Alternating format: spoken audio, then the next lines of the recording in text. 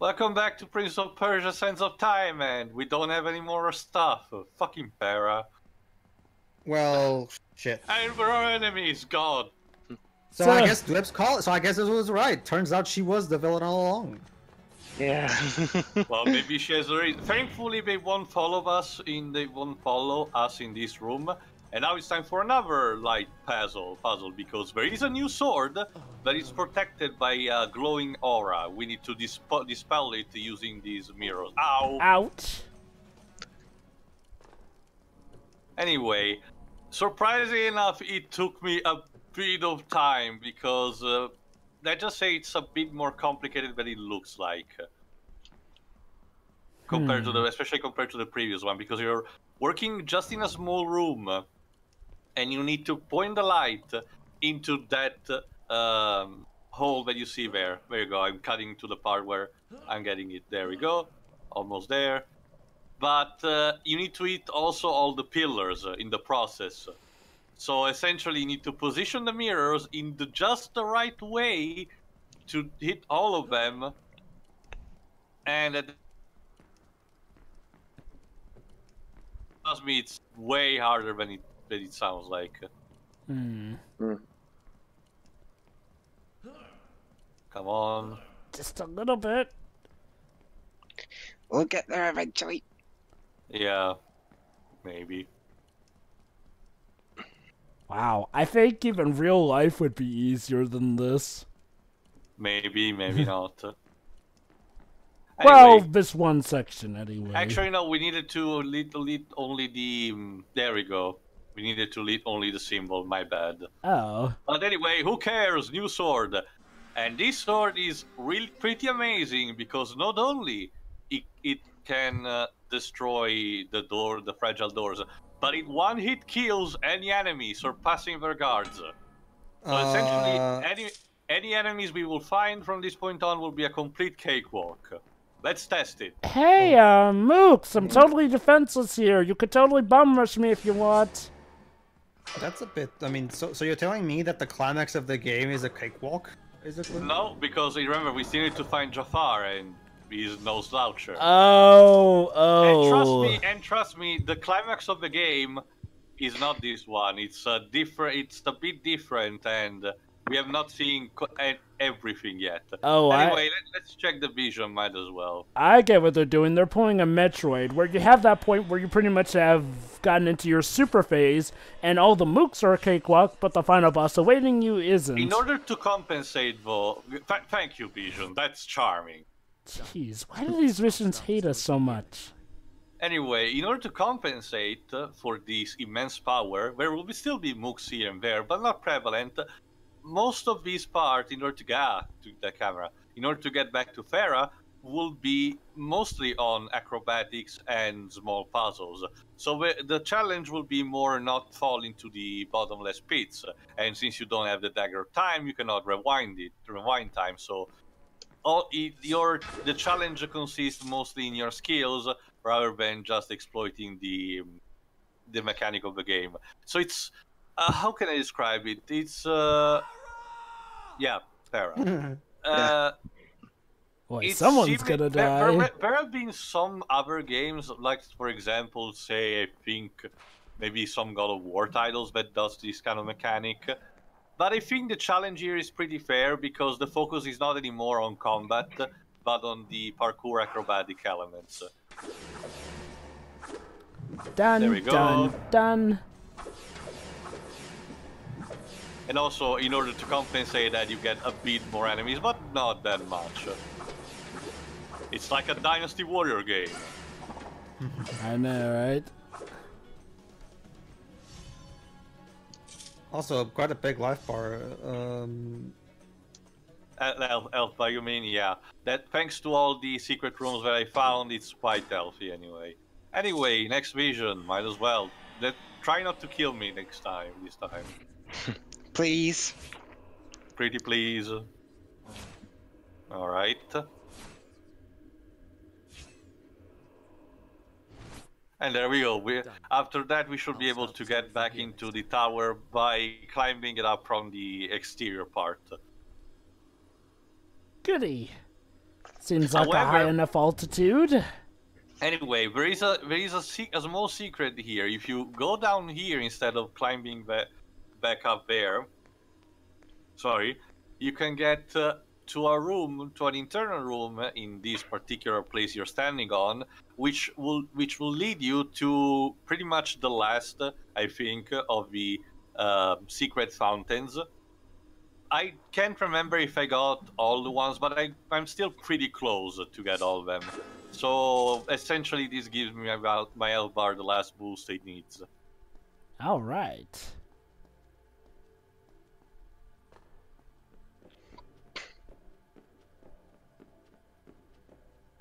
Unfortunately, again, it doesn't really help with the bottomless pits, but at least it gets combat a bit easier. No. It's been a long, rough day, but nothing does the soul greater than just a bout of water that increases your maximum health. Maybe it's Gatorade. Kind of like in Metal Gear Rising. Raiden gets his life back by absorbing Gatorade from enemies. God damn it. Thank goodness I didn't die. Trust me, even in this section, even the small, falling damage can insta-kill you like that. Jesus. No, that didn't happen. May I start again? Yes, pretty please. Yeah, okay, as they're saying it, and then I fell off and died. Oh, wait, no, Oh sorry, I wait, didn't. that's not what happened. Yeah, again, that creates hilarious situation. Yeah. And then we all fucked. No, wait, that didn't happen either. Unfortunately, this narrator thing kind of gets dropped as the game goes on. The last one that gets it is the two thrones, but it's used by another character, not the prince himself. Here we go, Olympic medal. Oh, and bats, of course.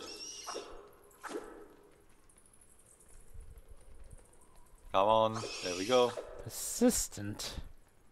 Well, they're fucking video game bats. Of course. And there we go. Again, when only 3 of them remain, they automatically run away.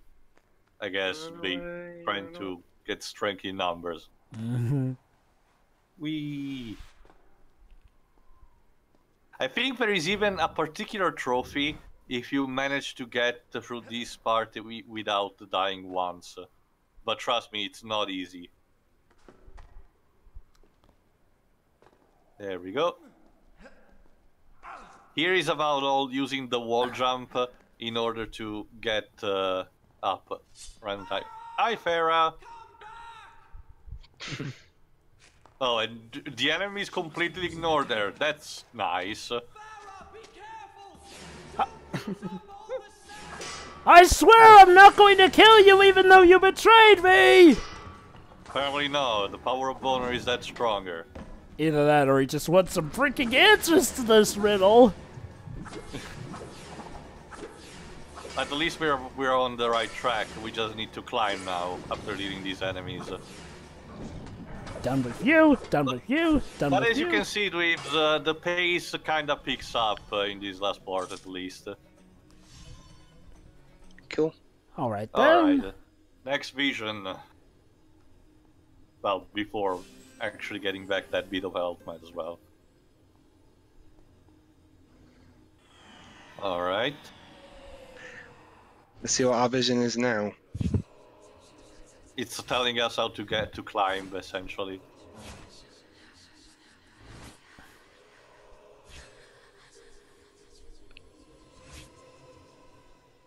Okay, it charges to the camera, but okay, at least we didn't die in this one. Intriguing. Alright, time to climb. So I'm gonna climb higher than I ever what song is knew. that? What? What song is that? Oh, it's based off of So I'm Gonna Fly. What's that from? Kiki's Delivery Service. Oh, I haven't seen that one, so... It's a pretty good one. I've only ever seen like two gibberish Let me guess, songs. it was one of those songs that they used in the American adaptation in order to replace an original Japanese song that was there. It's weird, really, because we have 2 English releases of that film. Oh, like a redub or something? Yeah, Disney Not- eventually well- did a redub of it. No. Alright, I think I already... It's I not a think- yeah, I redub think I because the told voices you, are still there, uh, but they changed some aspects of it. Like, you know, Phil Hartman's voice is still in there. I mean, I believe that re-release was actually made in his honor. Surprisingly, though, Gigi doesn't speak at the end of that English one. Okay. But yeah, I think you already told me because I then told you about the fact that even in my country we got redubs, but they were... God damn it! Uh-oh. Anyway, don't worry again, I cut to when I get there. But the problem is, in that particular part, you're supposed to press the circle button in order to just get down. If you press the X button, the prince like completely, jumps into the bottomless pit. Sure. Anyway, Oh, you yeah, guys again. And as I told you, we got the dubs, but the new ones, they are horrible. Like, they changed so many things that the original dubs are way better. Yeah, now with the English dub, they changed some things up so it's a bit more like the Japanese version. Like, the ending's made a bit more sad with the fact that she completely loses her ability to talk to Gigi as opposed to the original American version, where she does regain that one. And they put back in the 2 songs. Mm-hmm. I'm honestly fine with either version, and I'll admit I kind of prefer the original American version. Oh yeah, the original American version also added in some sound effects, I think. Okay. No. Because the intelligence of the viewer may be challenged enough. They were comedic, actually. Oh, goody. But, surprisingly, they weren't in the annoying manner. It's the same of what they did for the cat came back when they made that other one of the supporting characters. They made him voiced by Conan O'Brien's co-writer. I don't know. What do these bats have to beef with us? We killed I their don't know. mom? I don't know.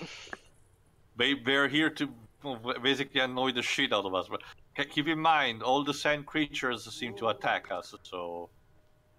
Surprisingly enough, there is some damage content, but I will show you in an extra part after the finale, which have some small developer videos that showcased a bit of the content that was cut out from the game.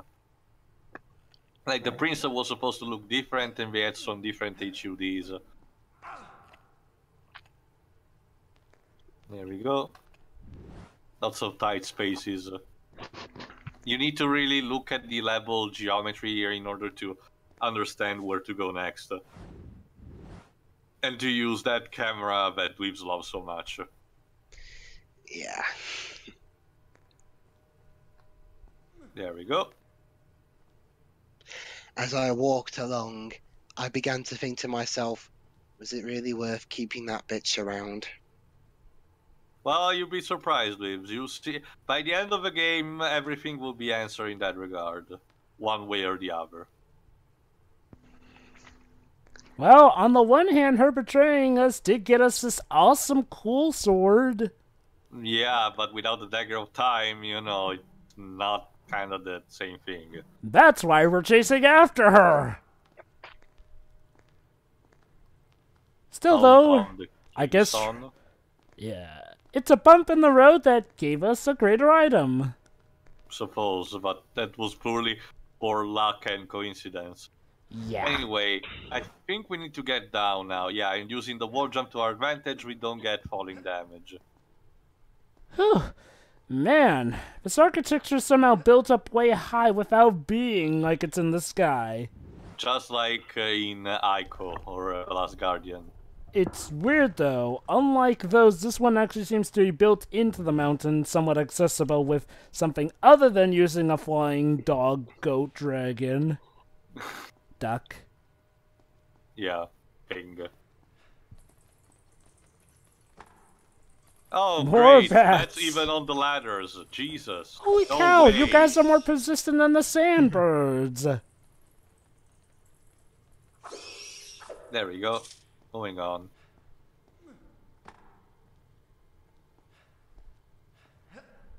because I think we're actually really close. After these ladders will be on the roof. No, actually we're on the middle level. Either in the next part or by the end of this, we should be able to reach again the hourglass room. Right. Surprisingly enough, this last part of the game, it doesn't make you... You think it would be retreading all the other levels, but no, the game is generous enough to pull you just slightly away from it. The only thing that that can still parry the sword are some basic guard attacks from these enemies, but even then, it disposes them quickly anyway by the minimum circumventions we do. So even if you take them just by the side, we should be fine. Oh look, the one moved dumb enough. Oh well, alas.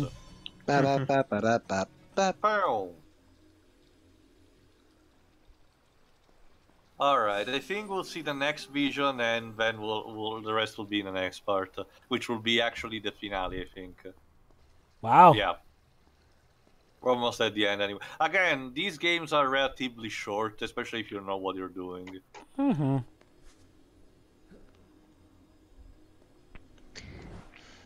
There we go, let's see what it says, well, what it shows. Will I get my sword back?